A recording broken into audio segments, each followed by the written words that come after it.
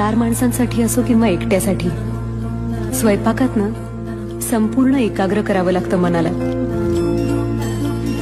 एका माणसाचं जेवण बनवायला तेवढीच मेहनत लागते जितकी 40 माणसांच्या स्वयंपाकाला.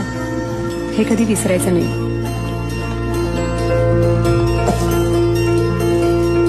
स्वयंपाक करणं म्हणजे काय? आपल्यातलं काहीतरी काढून त्या पदार्थाला देणं. मी ना माझ्या मनातलं सगळं सांगते माझ्या पदार्थांना. ते समजून घेतात आपल्याला आणि मग चव येते त्यांना.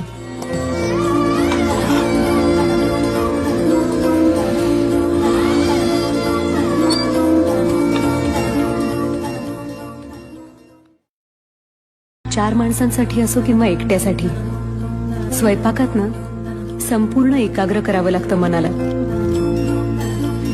एका माणसाचं जेवण बनवायला तेवढीच मेहनत लागते जितकी 40 माणसांच्या स्वयंपाकाला.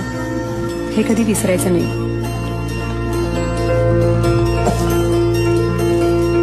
स्वयंपाक करणं म्हणजे काय? आपल्यातलं काहीतरी काढून त्या पदार्थाला देणं. मी ना माझ्या मनातलं सगळं सांगते माझ्या पदार्थांना.